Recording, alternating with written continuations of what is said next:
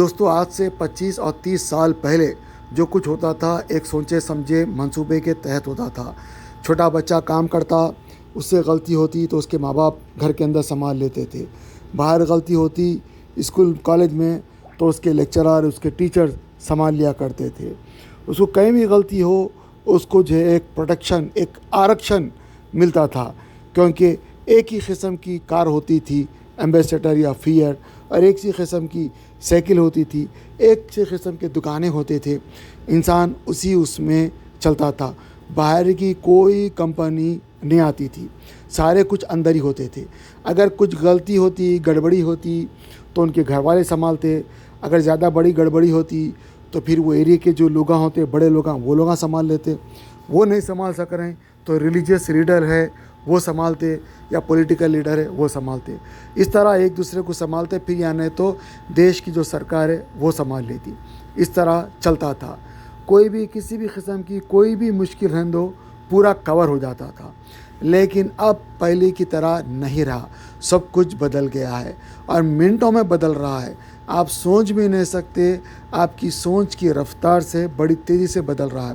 پیدا ہونے والا بچہ اب پیدا ہوتے کہ سب سے پہلے موبائل دیکھتا ہے, اور موبائل کے اندر بات چیت اس کی بند.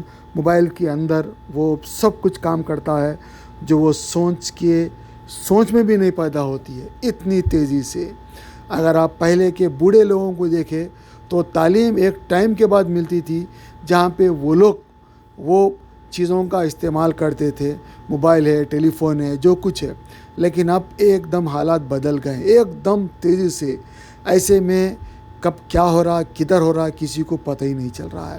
اب پہلے کی طرح نہیں رہا کہ بھائی بڑے لوگ آئے سنبھالے, ٹیچر اسکول لوگ آئے سنبھالے, یا پھر جو ہے ریلیجیس لیڈر ہے پولیٹیکل لیڈر ہے یا حکومت ہے. اب کسی کے بس میں نہیں رہا کیونکہ ہر چیز تیزی سے بدل رہی ہے. آج سورج ادھر سے نکل رہا ہے, کب کس وقت سورج جو ہے مغرب سے نکلے یا مشرق سے نکلے کوئی گارنٹی نہیں ہے. ایسے حالات بدل چکے ہیں. آپ بول سکتے ہیں کہ بھائی قیامت کے قریب کے حالات ہے, کب کیا ہو رہا کدھر ہو رہا نہیں معلوم. انسان اس حد تک گر چکا ہے کہ ماں باپ اس کو تعلیم دلاتے ہیں اور تعلیم میں اچھا خاصا پڑھ لیتا ہے, اور وہی ماں باپ کو بڑے ہونے کے بعد وہ جو ہے اولڈ ایج ہوم میں داخل کرا دیتا ہے. یہ آج کی کہانی ہے. اسی طرح آپ کو تھوڑے دن پہلے میں نے ایک ویڈیو لگایا تھا جہاں پہ یوٹیوب نے میرے کو روک بھی دیا تھا. تو میں نے یوٹیوب کو بتایا تھا کہ بھائی ہم بتا رہے ہیں خودکشی حرام ہے, دیکھو اس کے اندر ہم کیسا لوگوں کو سمجھا رہے. پھر یوٹیوب نے مجھے پرمیشن دیا کیونکہ اس کو میں ایک زبردست موٹیویشنل اسپیکر کا میں نے بیان بھی لگایا تھا, قمر الزمان صاحب کا, اور بھی کئی لوگوں کا ہم لگاتے رہتے ہیں. تو آج بھی میں لگا رہا ہوں. دیکھیے ماں باپ اسکول کو لے کے جا کے بچے کو چھوڑتے ہیں, یہی بچہ بڑا ہو گیا پڑھ لیا لکھ لیا, اور ماں باپ کو جو ہے لے کے جا کے اولڈ ایج ہوم میں چھوڑ دے رہا, ختم. تو بچوں کو تعلیم تربیت اچھی طریقے سے دے تاکہ وہ لوگ بڑے ہونے کے بعد آپ کا خیال رکھے. افسوس کی بات یہ ہے ایک بار بیٹا اپنے باپ کو اولڈ ایج ہوم میں داخل کرا دیتا ہے تو اولڈ ایج ہوم کا جو صدر ہے جو وہاں کا جو پرنسپل ہے ہیڈ ماسٹر ہے جو بھی بولو, وہ آدمی اس کے باپ کو دیکھ کے مسکراتا ہے, یہ بھی اس کو دیکھ کے مسکراتا ہے, اور دونوں جو ہے گلے مل کے رہتے ہیں. تو بیٹا وہ پرنسپل کو الگ سے بات کرتا ہے, پوچھتا ہے کہ بھائی کیا بات ہے آپ ہمارے فادر کو دیکھ کے ہنس رہے ہیں مسکرا رہے ہیں, انہوں بھی مسکرا رہے ہیں. تو وہ پرنسپل صاحب بولتے ہیں کہ دیکھو بیٹا جب تم چھوٹے تھے تمہارے ماں باپ جو ہے یہاں پہ لا کے چھوڑ کے چلے گئے. یہ صاحب آئے تھے جو اسکول کے ٹیچر تھے, انہوں آئے اور تمہارے کو گود لیے, تم کو پڑھائے لکھائے بڑا کرے. آج تم ان کو لا کے یہاں پہ چھوڑ دے رہے ہو جبکہ تم ان کی اولاد نہیں ہے. تمہارے ماں باپ تو یہاں پہ لا کے چھوڑ دیے, اور پتہ نہیں تم کیسا پیدا ہو گئے, صحیح پیدا ہوئے غلط پیدا ہوئے نہیں معلوم, لیکن لا کے چھوڑ دیے.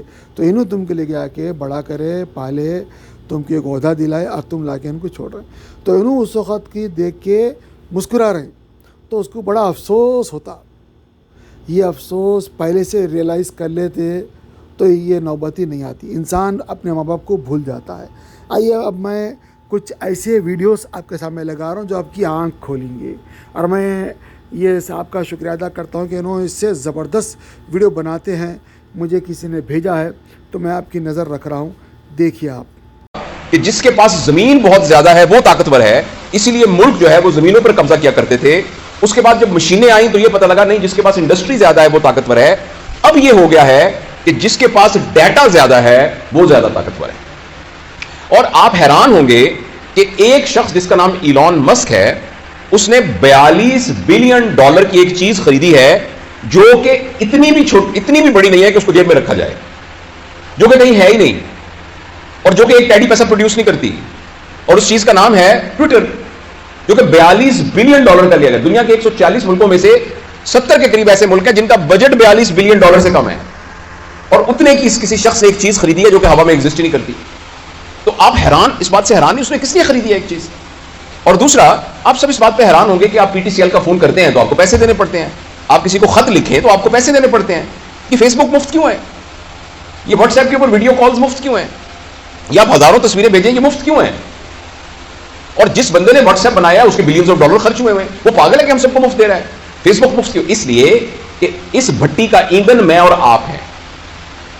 میں اور آپ ان کو ڈیٹا پرووائڈ کر رہے ہیں ہر انڈیویجول کا, اور یہ ڈیٹا کیومولیٹ ہے. صرف ڈیٹا سے کچھ نہیں ہوتا, ساتھ ایک پیرالل جو کمپیوٹنگ پاور ہے وہ اتنی انٹینس ہو چکی ہے کہ جس کے نتیجے میں آرٹیفیشل انٹیلیجنس کی وجہ سے آپ کی ایک بات ہر فرد کی ڈیٹا کی شکل کے اندر لوگوں کے پاس موجود ہے. اور جس کے پاس ڈیٹا زیادہ ہے اب وہ اس دنیا کو رول کرے گا. گوگل نام کی ایک کمپنی دنیا کے بہت زیادہ ملکوں سے زیادہ امیر ہے, اور گوگل کوئی ایک ٹچ بٹن, ایک سوئی, ایک دھاگا نہیں بناتی. پھر وہ دنیا کی کیوں امیر کمپنی ہے؟ اس لیے کہ اس کے پاس سب کچھ ڈیٹا ہے. لہذا پہلے جب انسان ایک ڈیوائن گائیڈنس کے ذریعے اپنی زندگی گزارتا تھا, پھر اس کے ذہن میں آیا کہ جو مجھے اچھا لگتا ہے میں نے ویسے زندگی گزارنی ہے. ابھی کچھ عرصے کے بعد ہمارے ہاتھ سے یہ پاور جانے والی ہے. اب الگوریدمز ڈیسائیڈ کریں گے کہ ہم نے کیا کرنا ہے. میں ملتان میں رہا ہوں بہت عرصہ, میں ابھی بھی ملتان میں جاتا ہوں تو مجھے گوگل میپ کھولنا پڑتا ہے ورنہ میں وہاں پہنچ نہیں سکتا. اسی طریقے سے کچھ عرصے کے بعد آپ نے کیا کھانا ہے اس کا فیصلہ فوڈ پانڈا کرے گا. آپ نے کون سی کتاب پڑھنی ہے اس کا فیصلہ Amazon کرے گا.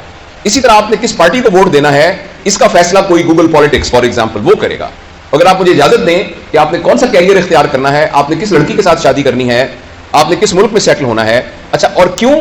اس لیے کہ اس سے پہلے آپ کو جاننے کی ذمہ داری آپ کی اپنی تھی, اور ہر شخص کی اپنی ذمہ داری تھی کہ وہ اپنے آپ کو جانے اور اپنے لیے جو بہتر ہے اس کا فیصلہ کر سکے.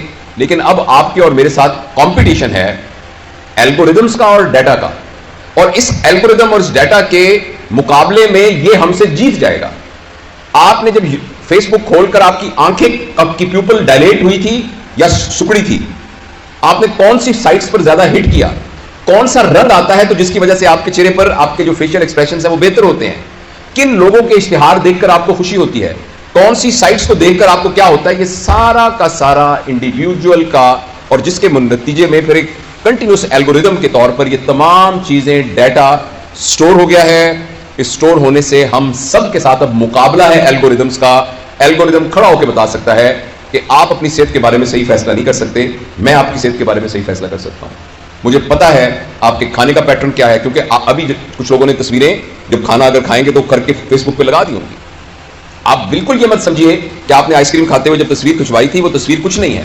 وہ تصویر ایک بٹ آف جگزا پزل ہے جس نے آپ کو ہیک کرنے والی اس پکچر کے اندر وہ موجود ہے. آپ نے کہا کہ میں آج فلانی جگہ پر دوستوں کے پاس پہنچ گیا, وہ ایک چیز یعنی کمپیوٹنگ پروسیس میں سے گزر کے آرٹیفیشل انٹیلیجنس کے ذریعے سے الگوریدم کی شکل میں موجود ہے. اور کچھ عرصے کے بعد میں اور آپ اس قدر مجبور ہو جائیں گے کہ ہم الگوریدم کے غلام بن جائیں گے. یہ بات فکشن نہیں ہے, میں آپ کے ساتھ یہ بات بہت سیریسلی شیئر کرنا چاہتا ہوں.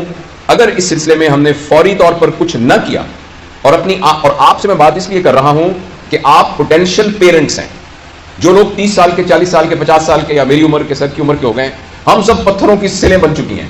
ہمارے اندر سے نیا مجسمہ تلاش کرنا بہت مشکل ہے. ہاں ہو سکتا ہے بہت ہماری لڑائی کی جائے تو اندر سے مجسمہ تو ہر پتھر میں موجود ہوتا ہے, لیکن آپ وہ ہیں, آپ کے بارے میں بھی ابھی پریشانی ہے کیونکہ اس ایج میں آپ کے آئیڈیاز بھی فکس ہو چکے ہیں, آپ کے ہیبٹس بھی. لیکن ایٹ لیسٹ ہم آپ کے اوپر یہ انویسٹ کر سکتے ہیں کہ جب آپ پیرنٹس بنیں گے اور آپ کی گود میں اللہ تعالیٰ اپنا شاہکار دے گا تو آپ کم از کم ان بچوں کی پیرنٹنگ کے اندر اس بات کو ذہن میں رکھیں گے کہ اگر آپ نے ان کو آرٹیفیشل انٹیلیجنس, سکرین سے ریلیٹڈ چیزوں کے ساتھ मिनिमम टच न किया और उनको नेचर से दूर रखा, उनको प्लेग्राउंड से दूर रखा, उनको अपने रियल रिलेशंस के साथ से दूर रखा, उनको मुशक्कत का आदी ना बनाया और उनको स्क्रीन के साथ ग्लू कर दिया, तो मुझे इस बात का बहुत अंदेशा है कि दुनिया में इतने लालची लोग मौजूद हैं कि वो एक ऐसी साइबर वर्ल्ड क्रिएट कर देंगे।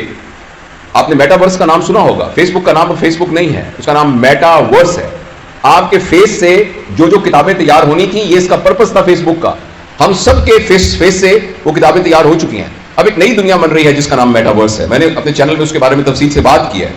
और वो मेटावर्स एक साइबर वर्ल्ड है जिसके अंदर आप कंप्यूटर में जाएंगे और लाइक अ वीडियो गेम, फर्ज करें आप उसमें दुबई में पहुंच जाएंगे।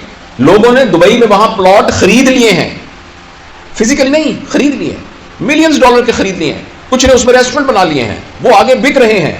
क्रिप्टो करेंसी के जरिए उनके रेट्स ऊपर नीचे हो रहे हैं और लोग खेल खेल के बिलियंस ऑफ डॉलर जो स्मार्ट हैं उसमें से कमा रहे हैं अपने कंप्यूटर पर बैठकर। अब मैं आपसे आखिरी जो खतरनाक बात शेयर करना चाहता हूं वो ये है कि अगले 10-15 साल के अंदर जो जॉब मार्केट है वो टोटली डिस्टर्ब होने वाली है।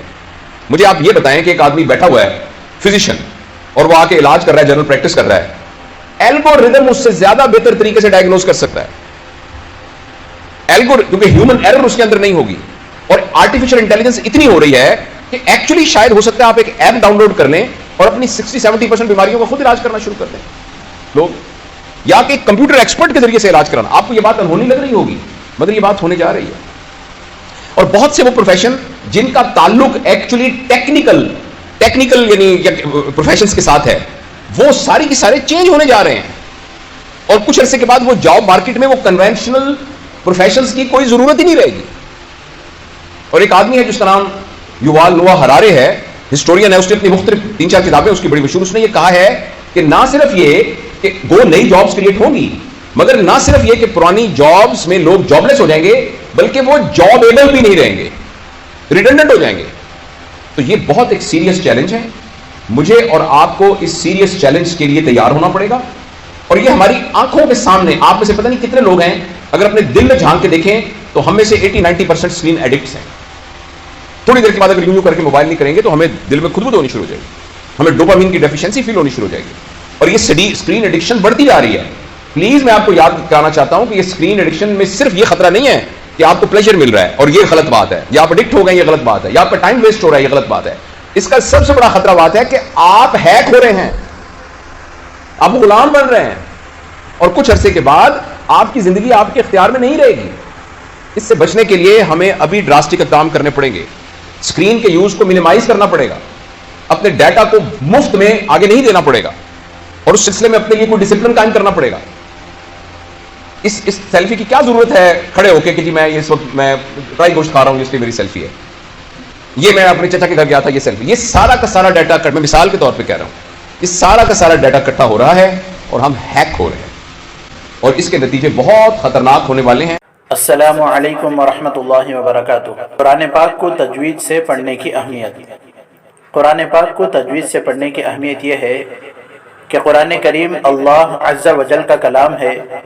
उसके हुकूक में एक अहम तरीन और अव्वलीन हक़ यह है कि सेहत अल्फाजी ज़रूरी क़वाइद तजवीद की रियायत करते हुए उसकी तिलावत की जाए। कुरान में अल्लाह अज़्ज़ा वजल का इरशाद है, वरत्तलनाहु तरतीला, हमने उसे तरतील के साथ नाजिल किया है। इससे वाज़ेह है और तरतील ही के साथ पढ़ने का हुक्म भी फरमाया है। चुनांचे दूसरी जगह इरशाद है, वरत्तिलिल कुरआन तरतीला, और कुरान की तिलावत इत्मीनान से साफ साफ किया करो। तरतील की तफसीर हजरत अली कर्रमल्लाहु वजहू के इरशाद के मुताबिक हुरूफ को तजवीद के साथ पढ़ना और वक्फों की मारिफत है तो तरतील से कुरान करीम पढ़ा जाएगा, तभी उसकी तिलावत का हक अदा होगा और ऐसे ही तिलावत पर हसनात और इनामात खुदावंदी का वादा है। लेकिन अगर तिलावत तजवीद की रियायत के साथ नहीं बल्कि उसके खिलाफ है तो उससे तिलावत का हक अदा नहीं हो सकता। हदीस पाक के अंदर यूं आता है, ज़य्यिनुल कुरआन बिअस्वातिकुम, तर्जमा अपनी आवाज से कुरान को मुज़य्यन करो। वहस्सिनुल कुरआन बिअस्वातिकुम, فإن الصوت الحسن يزيد القرآن حسنا، اچھی آواز سے قرآن کو پڑھو کیونکہ اچھی آواز قرآن کریم کے حسن کو بڑھا دیتی ہے۔ اعوذ باللہ من الشیطان الرجیم، بسم اللہ الرحمن الرحیم، انا نحن نزلنا الذکر وانا له لحافظون، وقال في موضع آخر وَلَقَدْ يَسَّرْنَا الْقُرْآنَ لِلذِّكْرِ فَهَلْ مِن مُّدَّكِرٍ اقرأ القرآن بلحون العرب وأصواتها، قرآن کریم کو عربی لہجے میں پڑھو۔ محققین علماء نے تصریح فرمائی ہے کہ بغیر تجوید قرآن پڑھنے والا مستحق ثواب نہیں